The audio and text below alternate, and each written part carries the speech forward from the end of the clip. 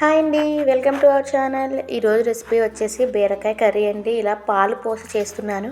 ఒక్కసారి ఇలా చేశారంటే కమ్మగా తినేయచ్చు. ఒకసారి ప్రాసెస్ చూసేద్దామా. ఇక్కడ 1 కిలో వరకు బీరకాయలు తీసుకుందాం. దీన్ని పైన పీల్ అంతా తీసేసి చిన్న చిన్న ముక్కలుగా కట్ చేసి పక్కన పెట్టేసుకుందాం. నెక్స్ట్ వచ్చేసి ఒక 2 మీడియం సైజు ఆనియన్స్ ఇలా చిన్న చిన్న ముక్కలుగా కట్ చేద్దాం. పచ్చిమిర్చి ఎక్కువే పడుతుందండి, తీసుకోండి. నెక్స్ట్ ప్యాన్ పెట్టేసి ఒక 3 స్పూన్స్ వరకు ఆయిల్ వేద్దాం. ఈ కర్రీకి ఆయిల్ ఎక్కువే పడుతుందండి. ఆయిల్ హీట్ అయిన తర్వాత 6-7 దంచుకున్న వెల్లుల్లి రెబ్బలు వేసుకుందాం. వీటిని ఒకసారి బాగా కలిపేసుకొని ఆవాలు జీలకర్ర వేసేసుకుందాం. ఒక 1/2 టీ స్పూన్ వరకు పడుతుందండి.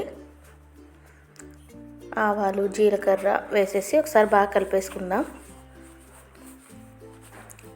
ఇవి వేగిపోయిన తర్వాత కరివేపాకు కూడా యాడ్ చేసుకుందాం. కరివేపాకు ఇలా ఫ్రై చేస్తేనే బాగుంటుందండి. స్టార్టింగ్లో ఆ ఫ్లేవర్ అంతా తెలుస్తుంది. ఇలా కరివేపాకు వేగిపోయిన తర్వాత పచ్చిమిర్చి కూడా యాడ్ చేసేసుకుందాం. ఇక్కడ పచ్చిమిర్చి వచ్చేసి ఒక 6 వరకు తీసుకుందాం. నెక్స్ట్ ఒక 2 ఎండుమిర్చిని ఇలా తుంచేసి వేసుకుందాం. ఇవి ఇలా బాగా వేగిపోయిన తర్వాత మనం కట్ చేసి పెట్టుకున్న ఆనియన్స్ కూడా వేసేసుకుందాం. ఆనియన్స్ని ఒకసారి బాగా కలిపేసుకోవాలి. మరీ ఎర్రగా వేగనవసరం లేదండి. జస్ట్ నార్మల్గా మీడియం ఫ్లేమ్లో పెట్టేసి మగ్గిచ్చేస్తే సరిపోతుంది. ఇందులోకి మనకి ఒక 1/2 టీ స్పూన్ వరకు పసుపు వేసుకుందాం. ఒక 1/2 టీ స్పూన్ వరకు సాల్ట్ కూడా వేసేసుకుందాం. ఈ రెండు కూడా బాగా మిక్స్ చేసేసుకుందాం. ఇలా బాగా వేగిపోయినాయి కదండి. మీడియం టు లో ఫ్లేమ్లో పెట్టేసి మూత పెట్టేసి ఒక 5 మినిట్స్ వరకు ఫ్రై చేసేసుకుందాం. ఆనియన్స్ ఫ్రై అయ్యే వరకు చూద్దాం. ఇలా ఒకసారి చూడండి, ఆనియన్స్ మగ్గిపోయినాయి కదా. ఇప్పుడు మనం బీరకాయ ముక్కలను యాడ్ చేసేసుకుందాము. బీరకాయలు వేసేసిన తర్వాత ఒకసారి బాగా కలిపేసుకుందాం. ఈ బీరకాయలని స్టార్టింగ్లోనే మనం టేస్ట్ చూసుకోవాలండి. ఒక్కొక్కసారి బీరకాయ చేదుగా ఉంటుంది.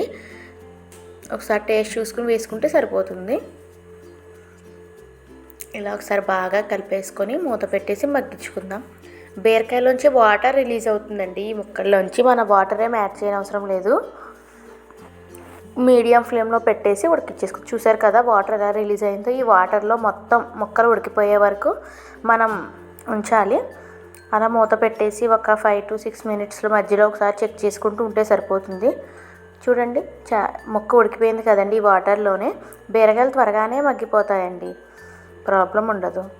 ఒకసారి చెక్ చేద్దాం. చూసారు కదా, ఆల్మోస్ట్ కర్రీ రెడీ అయిపోయింది మనకి.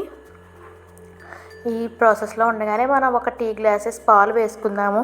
ఈ పాలు వేసి చేస్తే ఈ బీరకాయ కర్రీ చాలా కమ్మగా ఉంటుందండి. ఎంత రైస్ అయినా తినేయచ్చు, అంత కమ్మగా ఉంటుంది.